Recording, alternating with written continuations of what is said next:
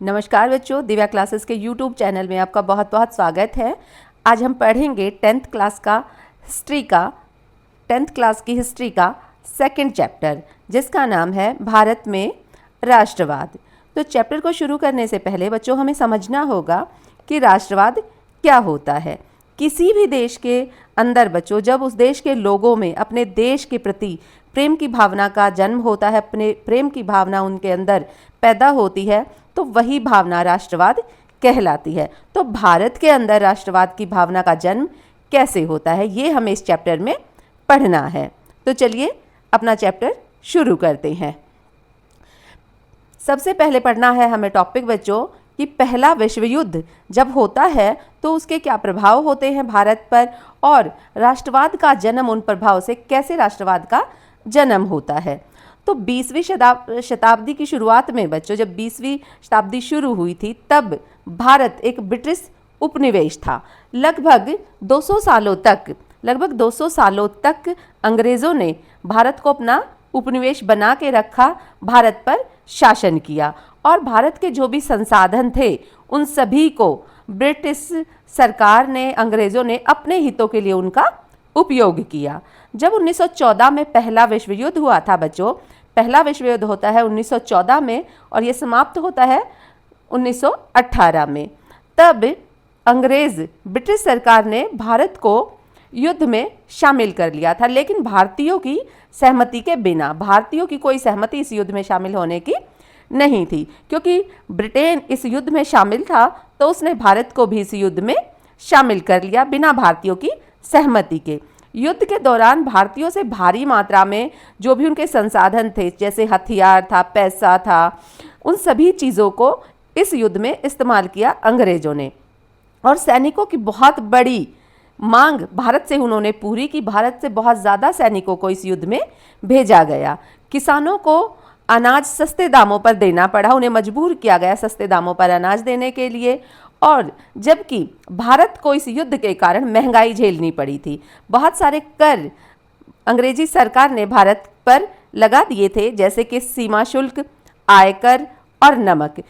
ये बहुत सारे टैक्सेस भारत की जनता पर लगा दिए थे। सीमा शुल्क होता है बच्चों टूल टैक्स, और आयकर होता है बच्चों जो आय हम कमाते हैं उस पर टैक्स, और जैसा कि खाने पीने की चीज़ें, नमक जो सभी लोगों की बेसिक ज़रूरत होती है, इस पर भी अंग्रेज़ों ने टैक्स लगा दिया। तो जनता पर करों का भार बहुत ज़्यादा अंग्रेज़ों ने डाल दिया।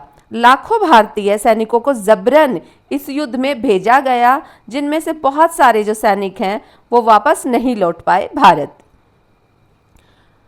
1918 से 1919 में एक भयंकर महामारी फ्लू भारत में फैल गई थी, जिसमें लगभग 12 से 13 लाख लोग मर गए थे, उनकी जान चली गई थी।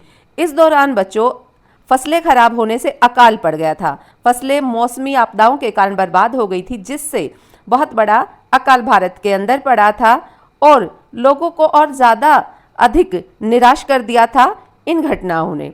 ब्रिटिश सरकार ने इस संकट की घड़ी में भारतीय जनता की कोई सहायता नहीं की थी, जिससे भारत के लोगों में आक्रोश और असंतोष बढ़ने लगा था। अब अंग्रेजी सरकार के खिलाफ जनता ने महसूस किया था कि जो अंग्रेजी सरकार है, जो ब्रिटिश शासन है, वो केवल भारतीयों का शोषण कर सकता है, उन पर अत्याचार कर सकता है, लेकिन भारत की भलाई से उसका कोई लेना देना नहीं है।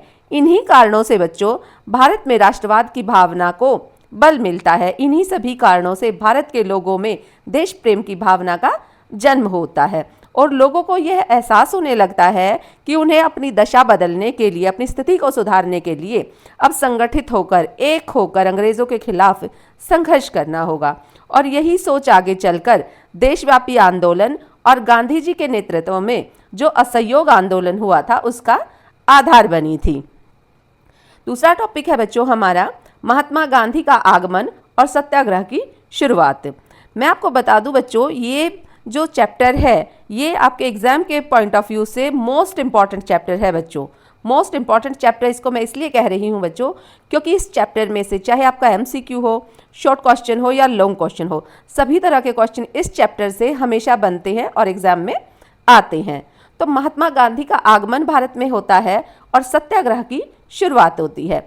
महात्मा गांधी 1915 में दक्षिण अफ्रीका से भारत लौटे थे। वो दक्षिण अफ्रीका में बच्चों रंग भेद की नीति के खिलाफ अहिंसात्मक संघर्ष कर रहे थे वहाँ पे।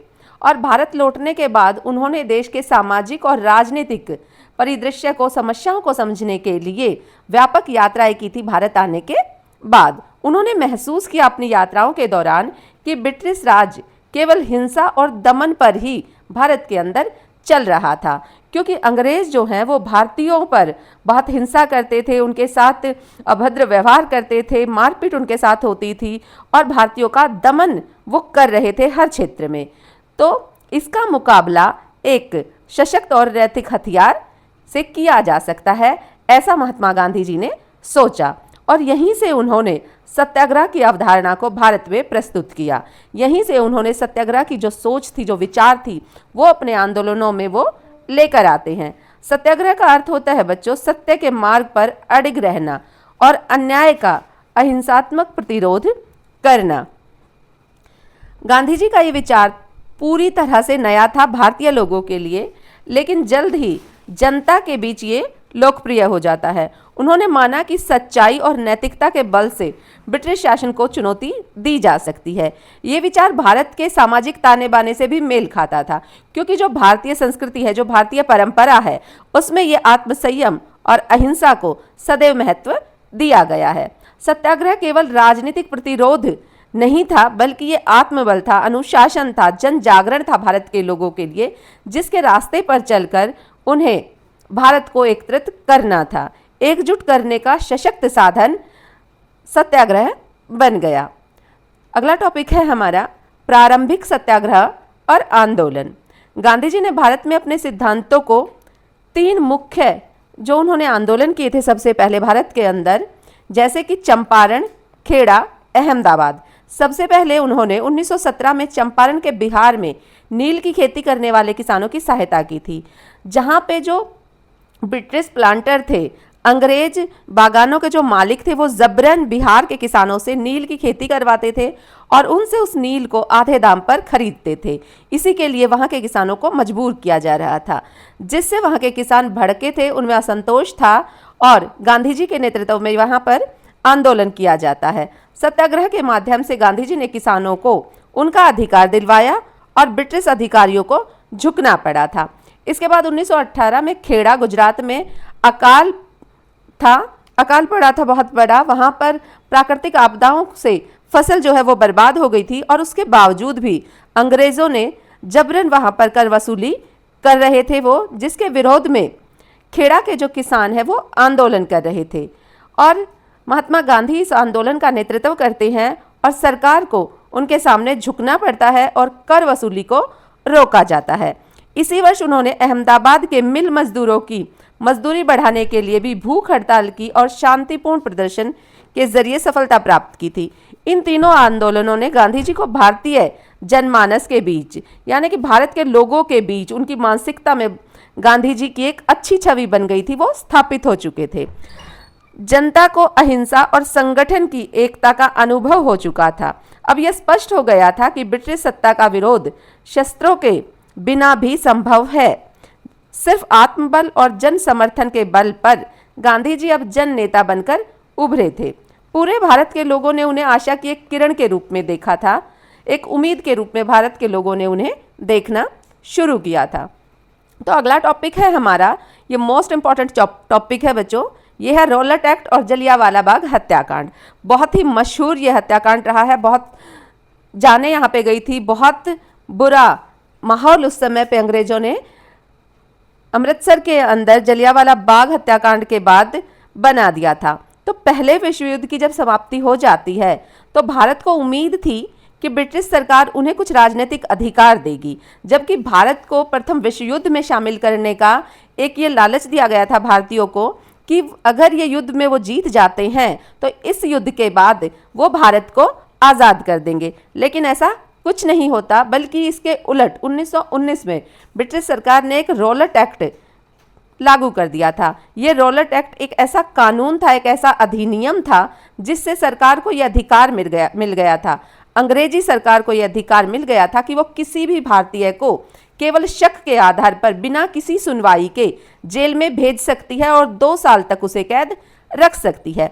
इस कानून के जरिए अंग्रेजों ने भारतीयों की नागरिक स्वतंत्रताओं को पूरी तरह से कुचल दिया था, खत्म कर दिया था और गांधी जी ने इसे काला कानून कहा था और इसका विरोध किया था और पूरे देश से इस विरोध में आह्वान किया था कि इस रॉलेट एक्ट का विरोध पूरे देश में किया जाए। इस विरोध के तहत देश भर में बहुत सारी हड़तालें हुई, सभाएं हुई, हजारों की संख्या में लोग सड़कों पर उतरे। पंजाब में भी इस आंदोलन का नेतृत्व डॉक्टर सैफुद्दीन किचलू और डॉक्टर सत्यपाल जैन जैसे नेताओं ने किया था। इन दोनों नेताओं को गिरफ्तार कर लिया गया था, जिससे अमृतसर के लोगों में आक्रोश भड़क उठा था। लोग बहुत ज़्यादा गुस्से में थे। 13 अप्रैल 1919 का दिन, जो बैसाखी का दिन भी था, हजारों लोग अमृतसर के जलियांवाला बाग में शामिल होते हैं और शांतिपूर्व सभा करने के लिए इकट्ठा होते हैं। ये जो मैदान है बच्चों, ये चारों ओर से दीवारों से घिरा हुआ है और बाहर निकलने के सिर्फ 2 ही रास्ते थे। एक रास्ता था जिस पर अंग्रेजी सरकार ने पहले ही बंद कर दिया था उसको, और दूसरे रास्ते पर जनरल डायर अपनी सेना के साथ, अपने सैनिकों के साथ खड़े हुए थे, जो ब्रिटिश सेना का अधिकारी था। इस शांतिपूर्ण सभा को अवैध घोषित कर दिया गया और बिना किसी चेतावनी के वहां मौजूद सभी लोगों पर, निहत्थे लोगों पर गोलियां चलाने का आदेश दे दिया। उसकी सेना ने करीब 10 मिनट तक गोलीबारी की, जब तक उनके पास गोलियां खत्म नहीं हो गई। इस क्रूर कार्रवाई में सैकड़ों लोग मारे गए थे, हजारों लोग घायल हुए थे। हजारों लोग घायल हुए, बहुत सारे लोग भगदड़ के कारण भी मारे गए, जो दीवार फांद के भागना चाहते थे और कुचल कर मारे गए। इस हत्याकांड ने पूरे देश को हिला दिया था। ब्रिटिश सरकार ने इसके लिए कोई क्षमा नहीं मांगी थी, उल्टे जनरल डायर को सराहना मिली थी, उसकी पदोन्नति की गई थी। ये घटना भारतीयों के मन में अंग्रेजों के प्रति अविश्वास और क्रोध को और ज़्यादा गहरा कर दिया। जलियांवाला बाग हत्याकांड ने, गांधी जी ने इसके विरोध में सविनय अवज्ञा की बात करना शुरू कर दिया था और ये घटना भारत के स्वतंत्रता संग्राम में एक निर्णायक मोड़ बन जाती है। भारतीय जनता को अब यकीन हो गया है कि स्वतंत्रता केवल आंदोलन और बलिदान से ही प्राप्त की जा सकती है। अगला टॉपिक है हमारा खिलाफत आंदोलन और हिंदू मुस्लिम एकता। तो खिलाफत आंदोलन एक ऐसा आंदोलन था बच्चों, जब प्रथम विश्व युद्ध के बाद तुर्की पर ब्रिटेन ने, अंग्रेजों ने कुछ ऐसी पाबंदियां लगा दी थी जिससे भारत के मुसलमान नाराज थे। तो प्रथम विश्व युद्ध के बाद तुर्की के खलीफा की जो सत्ता थी उसको समाप्त करने की योजना अंग्रेजों ने बना ली थी और दुनिया भर के जो मुसलमान हैं वो इससे चिंतित हो गए थे। भारत के मुसलमानों ने भी इसे अपनी धार्मिक पहचान पर हमला माना था और इसके विरुद्ध एक सशक्त आंदोलन का आह्वान किया था, एक आंदोलन की शुरुआत की थी। इस उद्देश्य से खिलाफत कमेटी का गठन किया गया था, जिसका नेतृत्व किया था 2 भाइयों ने। अली बंधु थे वो, मोहम्मद अली और शौकत अली। इस आंदोलन का मुख्य उद्देश्य खलीफा की धार्मिक और राजनीतिक स्थिति की रक्षा करना था। यह आंदोलन भारत में मुस्लिम समुदाय के भीतर एकजुटता और जागरूकता का प्रतीक बन गया था। महात्मा गांधी ने इस आंदोलन को हिंदू मुस्लिम एकता का एक सुनहरा अवसर माना और उन्होंने भारतीय राष्ट्रीय कांग्रेस को भी इसमें भाग लेने के लिए प्रेरित किया। गांधी जी का यह निर्णय ऐतिहासिक था, क्योंकि पहली बार हिंदू मुस्लिम ये दोनों समुदाय पहली बार एक साथ साझा संघर्ष की इन्होंने नींव रखी थी। इससे राष्ट्रवादी भावना को गहरा बल मिला था। एकता में ताकत होती है और वो इस आंदोलन ने स्थापित किया था। भारतीय राजनीति में सांप्रदायिकता की एकता का मजबूत संदेश दिया गया था और इस आंदोलन ने न केवल मुस्लिम समुदाय को कांग्रेस के निकट लाया था, बल्कि भारत की स्वतंत्रता के लिए चल रहे संग्राम को, संघर्ष को व्यापक जन समर्थन प्रदान किया था। गांधी जी के नेतृत्व में यह संघर्ष सांप्रदायिक सीमाओं को पार कर गया, क्योंकि अब किसी भी धर्म को, किसी भी धर्म से कोई आपत्ति नहीं थी। सभी धर्मों के लोग इस स्वतंत्रता संग्राम में कूद पड़ते हैं और एक नए युग की शुरुआत होती है। अगला टॉपिक है हमारा असहयोग आंदोलन की शुरुआत। ये बहुत ही इम्पॉर्टेंट आंदोलन रहा है।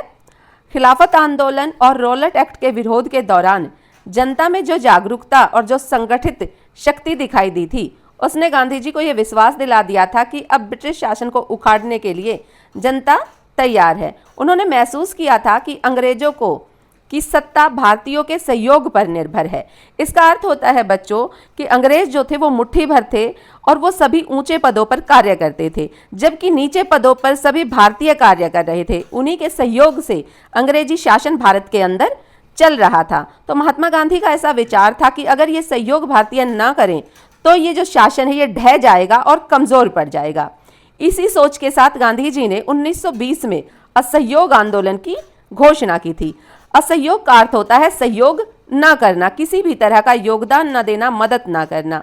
और इस आंदोलन का उद्देश्य था ब्रिटिश सरकार से हर प्रकार का सहयोग समाप्त कर देना और पूरी तरह से अहिंसात्मक तरीके से कोई हिंसा इस आंदोलन के दौरान नहीं होगी। असहयोग आंदोलन के अंतर्गत जनता से आग्रह किया गया था, विनती की गई थी कि वे सरकारी स्कूलों, कॉलेजों, अदालतों और संस्थाओं का बहिष्कार कर दे, उन्हें त्याग दे, विदेशी वस्त्रों को त्याग दे और ब्रिटिश उपाधियां लौटा दे। उपाधियां ऐसी उपाधियां थी बच्चों जैसे कि सर की उपाधि, राव साहब की उपाधि। ऐसी उपाधियां अंग्रेज उन भारतीयों को देते थे जिन्हें वो अपने पक्ष में रखना चाहते थे, जिन्हें लगता था कि ये उनके वफादार है। तो ऐसे भारतीयों को ये उपाधियां दी गई थी। व्यापक समर्थन इस आंदोलन को मिला। छात्रों का, शिक्षकों का, वकीलों का, किसानों का, व्यापारियों का, सभी ने इस आंदोलन में उत्साह से भाग लिया। गांधी जी ने खादी को राष्ट्रीय प्रतीक के रूप में प्रस्तुत किया और लोगों को चरखा अपनाने के लिए प्रेरित किया। चरखा अपनाने से भारतीय जो है वो आत्मनिर्भर हो जाएंगे, ये विचार उस समय महात्मा गांधी का था। इस आंदोलन ने ग्रामीण और शहरी भारत को एक सूत्र में बांध दिया। पहली बार देश के सामान्य नागरिक भी राष्ट्रीय राजनीति से सीधे तौर पर जुड़ पाए थे। ये आंदोलन पूरी तरह से अहिंसात्मक था और गांधी जी की छवि एक जननायक, जननेता के रूप में भारत में फैली थी। असहयोग आंदोलन ने भारतीय स्वतंत्रता संग्राम को एक नई दिशा दी थी और ब्रिटिश सरकार को यह संकेत दे दिया था कि अब भारत की जो जनता है वो अपने अधिकारों से समझौता नहीं करेगी। अगला टॉपिक है हमारा कि आंदोलन का ग्रामीण और जनजातीय क्षेत्रों पर क्या प्रभाव पड़ता है। असहयोग आंदोलन की जो शुरुआत है वो शहरों में हुई थी, लेकिन इसकी गूंज शीघ्र ही पूरे ग्रामीण इलाकों में फैल गई थी। ग्रामीण क्षेत्रों में इस आंदोलन को किसानों ने अपना जो उनके स्थानीय मुद्दे थे, स्थानीय परेशानियां थी, संघर्ष थे, उससे इसको जोड़ लिया था। किसान जमींदारों के अत्यधिक लगान और बेगारी से परेशान थे। किसानों ने ब्रिटिश सत्ता और जमींदारी प्रथा के विरुद्ध आवाज उठाई थी। उन्होंने राजस्व माफी, अत्याचार के खिलाफ सुरक्षा और सामाजिक सम्मान की मांग की थी। दूसरी ओर जनजातीय इलाकों में, जनजातीय होती हैं वो SC ST के जो लोग जो जंगलों में उस समय रहते थे, ऐसे लोगों ने भी जंगल सत्याग्रह के रूप में अपनाया था। मध्य भारत और आंध्र प्रदेश जैसे क्षेत्रों में आदिवासी समुदाय अंग्रेजों द्वारा लागू किए गए वन कानूनों को उन्होंने तोड़ दिया था। जो पारंपरिक रूप से जिन जंगलों का वो इस्तेमाल करते थे, जिनमें वो प्रवेश करते थे, उस पर प्रतिबंध लगा रखा था अंग्रेजों ने और ये प्रतिबंध वहाँ के आदिवासियों ने तोड़ दिया। अंग्रेजों के नियमों को खुला उल्लंघन किया गया और जंगलों में जाकर लकड़ियाँ काटी गई, पशुओं को चराया गया और जंगलों का उपयोग किया गया। ये उनका असहयोग था। इन इलाकों में असहयोग आंदोलन सामाजिक और सांस्कृतिक मुक्ति का प्रतीक बन गया था। फिर होती है एक ऐसी घटना जिसके बाद से असहयोग आंदोलन को वापस ले लिया जाता है, उसको रद्द कर दिया जाता है। चोरी चोरा की एक घटना होती है असहयोग आंदोलन के समय में। फरवरी 1922 में उत्तर प्रदेश के गोरखपुर जिले में चोरी चोरा नामक एक स्थान है जहां पे असहयोग आंदोलन ने एक हिंसक मोड़ ले लिया था। वहां एक भीड़ ने पुलिस थाने को आग लगा दी थी, जिसमें 22 पुलिसकर्मी मारे गए थे और ये घटना गांधी जी के लिए एक गहरा झटका बन गई थी, क्योंकि उनका आंदोलन पूरी तरह से अहिंसात्मक होने वाला था। उन्हें लगा कि जनता अब हिंसा पर उतर सकती है और वो इसके लिए स्वयं को जिम्मेदार मानते हैं। इसलिए गांधी जी ने इस आंदोलन को तत्काल प्रभाव से वापस ले लिया। उनके इस निर्णय से कुछ लोग निराश भी हुए। उन्हें लगा कि जब आंदोलन अपने चरम पर था तब उसे रोका गया है और ये एक रणनीतिक भूल है। लेकिन गांधी जी का मानना था कि स्वतंत्रता का मार्ग नैतिक शुद्धता और अहिंसा से होकर ही जाना चाहिए। तो चोरी चौरा की जो घटना थी उसने ये एहसास दिलाया था कि जनता को पहले सत्याग्रह और अहिंसा की शिक्षा दी जानी चाहिए। इसके बाद गांधी जी को गिरफ्तार कर लिया गया और उन्हें 6 साल की सजा सुनाई गई। हालांकि असहयोग आंदोलन अल्पकालिक था, लेकिन इसने पूरे राजनीति में एक नए युग की शुरुआत की थी। इससे जनता में जागरूकता आई थी, आत्मबल लोगों को मिला था। अंग्रेजों के विरुद्ध ये एक सशक्त राष्ट्रव्यापी आंदोलन था। यह आंदोलन स्वतंत्रता संघर्ष के इतिहास में एक निर्णायक मोड़ साबित होता है। अगला टॉपिक है हमारा सविनय अवज्ञा आंदोलन। सविनय अवज्ञा आंदोलन, सविनय का अर्थ होता है बच्चों सविनय से, अवज्ञा का अर्थ होता है कानूनों को, आज्ञा को न मानना। तो इसलिए इस आंदोलन का नाम है सविनय अवज्ञा आंदोलन। 1920 के दशक के अंत तक भारतीय राजनीति में थोड़ा ठहराव आ गया था, लेकिन सामाजिक और आर्थिक समस्याएं और ज़्यादा बढ़ गई थी और ब्रिटिश सरकार ने, अंग्रेज़ों ने एक कमीशन बनाया था जिसको कहा गया था साइमन कमीशन। ये भारत में भेजा गया था और इसमें ब्रिटेन के 7 सांसद थे जो भारत के लिए अधिनियम, कानून बनाना चाहते थे या कानून बनाने की उनकी जिम्मेदारी थी, जिसे साइमन कमीशन भारत भेजा गया। लेकिन इसमें कोई भी भारतीय सदस्य नहीं था और इसी से पूरे देश में विरोध भड़क उठा, क्योंकि इसमें कोई भारतीय नहीं था और भारत के लोगों के लिए ये कानून बनाने वाले थे। तो यही कारण बना कि लोगों ने इसका बहिष्कार कर दिया, इसका त्याग कर दिया और कांग्रेस ने असहयोग का बहिष्कार किया। इसके विरोध में देश भर में साइमन गो बैक के नारे भी लगाए गए। इसी दौरान लाठीचार्ज हुआ और इसी लाठीचार्ज में लाला लाजपत राय की मृत्यु हो जाती है। इससे जनता में और भी आक्रोश बढ़ जाता है। दिसंबर 1929 में लाहौर अधिवेशन में कांग्रेस ने, भारतीय राष्ट्रीय कांग्रेस ने पूर्ण स्वराज की मांग का प्रस्ताव पारित किया और 26 जनवरी 1930 को भारत का पहला स्वतंत्रता दिवस मनाया गया था। इसके बाद कांग्रेस ने निर्णय लिया कि यदि ब्रिटिश सरकार, अंग्रेज हमारी बात नहीं मानते हैं तो सविनय अवज्ञा आंदोलन शुरू किया जाएगा और यह आंदोलन असहयोग आंदोलन से भी आगे होगा, क्योंकि इसमें ब्रिटिश अंग्रेजों द्वारा बनाए गए कानूनों का उल्लंघन किया जाएगा। उन कानूनों को तोड़ा जाएगा जो अंग्रेजों ने भारतीयों पर लगा रखे थे और गांधी जी को इस आंदोलन का नेता बनाया गया, नेतृत्व सौंपा गया। गांधी जी ने ऐसा प्रतीक चुना इस आंदोलन के लिए जो हर भारतीय से जुड़ा था और वो था नमक। नमक सत्याग्रह और आंदोलन का विस्तार कैसे होता है? तो गांधी जी ने नमक कानून को तोड़ने का निर्णय ले लिया था, क्योंकि ये एक ऐसा कानून था जिससे गरीब से गरीब भारतीय भी प्रभावित हो रहा था। अंग्रेजों ने नमक उत्पादन और विक्रय पर एकाधिकार कर रखा था। ना तो भारतीय नमक बना सकते थे, ना उसका विक्रय कर सकते थे, उसको बेच सकते थे। जो भी नमक अंग्रेज भारतीयों को बेचते थे, कर के साथ वही भारत के लोगों को इस्तेमाल करना होता था। तो 12 मार्च 1930 को गांधी जी ने साबरमती आश्रम से दांडी तक 240 मील की यात्रा पैदल शुरू की उन्होंने, और जिसे दांडी यात्रा कहा जाता है। उनके साथ जब उन्होंने ये आंदोलन शुरू किया, ये यात्रा शुरू की, तो उनके साथ महज 78 सत्याग्रही थे और रास्ते में हजारों लोग इस यात्रा में शामिल हो गए और ये बहुत बड़ा जनादेश बन गया। 6 अप्रैल 1930 को गांधी जी ने समुद्र तट पहुंचकर नमक बनाया और अंग्रेजी कानून को तोड़ा।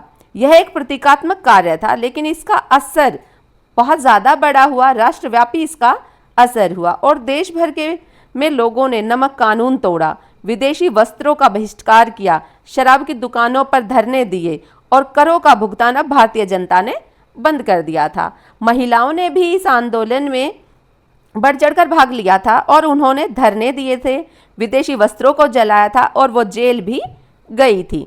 ब्रिटिश सरकार ने इस आंदोलन को दबाने के लिए बहुत हिंसा का सहारा लिया। लोगों की गिरफ्तारी की गई, हजारों सत्याग्रही गिरफ्तार किए गए, जेलों में डाल दिए गए और जिनमें गांधी जी भी शामिल थे। लेकिन आंदोलन इतना तीव्र था कि सरकार को समझौते की पहल करनी पड़ी थी। बहुत बड़े पैमाने पर यह आंदोलन शुरू हो चुका था। गांधी इरविन समझौता और गोलमेज सम्मेलन। सविनय अवज्ञा आंदोलन जब हो रहा था तो उसी को बंद करने के लिए ये गांधी इरविन समझौता हुआ था बच्चों। नमक सत्याग्रह के राष्ट्रव्यापी प्रभाव और जन भागीदारी से ब्रिटिश सरकार को ये समझ आ गया था कि अब आंदोलन को अनदेखा नहीं किया जा सकता और सरकार की सख्ती और जनता के विरोध के बीच अब संतुलन स्थापित करना था। उस समय के जो तात्कालिक वायसराय थे, जिनका नाम था लॉर्ड इरविन, इन्होंने गांधी जी से वार्ता का प्रस्ताव रखा, बातचीत का प्रस्ताव रखा और इस प्रकार 5 मार्च 1931 को गांधी इरविन समझौता होता है। इस समझौते के तहत कांग्रेस ने सविनय अवज्ञा आंदोलन को स्थगित कर दिया, इस पर सहमति बनी और सरकार ने राजनीतिक जो बंदी बनाए थे उस समय पे, जो भी सत्याग्रही जिनको जेल में डाल दिया गया था, उनको रिहा करना पड़ा और उन पर जो भी प्रतिबंध लगाए गए थे वो अंग्रेजी सरकार को हटाने पड़े थे। इस समझौते के एक भाग के रूप में गांधी जी को लंदन में होने वाले दूसरे गोलमेज सम्मेलन में भारत का प्रतिनिधित्व करने के लिए आमंत्रित किया गया था। गोलमेज सम्मेलन कोई एक सम्मेलन नहीं था बच्चों, ये 3 सम्मेलनों की एक श्रृंखला थी, जिसमें से पहला जो सम्मेलन होता है लंदन के अंदर वो 1930 में होता है और दूसरा 1931 में होता है, जिसमें गांधी जी को निमंत्रित किया गया था और गांधी जी सितंबर 1931 में लंदन पहुंचे। लेकिन सम्मेलन में भारत के वास्तविक मुद्दे, भारत की वास्तविक जो परेशानियां थी, उन पर कोई ठोस चर्चा नहीं हुई। ब्रिटिश सरकार ने भारत के नेताओं की बातों को गंभीरता से नहीं लिया। मुस्लिम लीग और दलित नेताओं के बीच उन्होंने मतभेदों को और ज़्यादा बढ़ा दिया, जिससे गांधी जी सम्मेलन से निराश होकर भारत लौट आते हैं और वो महसूस करते हैं कि अंग्रेज भारत को स्वतंत्रता देने के पक्ष में नहीं है। गोलमेज सम्मेलन की विफलता के बाद कांग्रेस ने सविनय अवज्ञा आंदोलन को दोबारा शुरू किया, लेकिन इस बार सरकार की दमनकारी नीति और जनता की थकान के कारण ये आंदोलन पहले की तरह नहीं चल पाया, ये उतना जनादेश इकट्ठा नहीं कर पाया। इस आंदोलन ने ये स्पष्ट कर दिया था लेकिन कि भारत की जनता अब अंग्रेजी राज को स्वीकार नहीं करेगी, वो किसी तरह की पाबंदी को नहीं सहेगी और स्वतंत्रता की चेतना गहराई तक भारत के लोगों में फैल चुकी थी। ये आंदोलन एक मजबूत और नैतिक दबाव बन गया था अंग्रेजों के खिलाफ। इससे ब्रिटिश सरकार को धीरे धीरे भारत को स्वशासन की ओर बढ़ाने की दिशा में सोचना पड़ा। मुझे उम्मीद है बच्चों आपको ये चैप्टर समझ में आया होगा। अगर आपको ये चैप्टर समझ में आता है तो प्लीज़ लाइक करें, सब्सक्राइब करें। Thank you.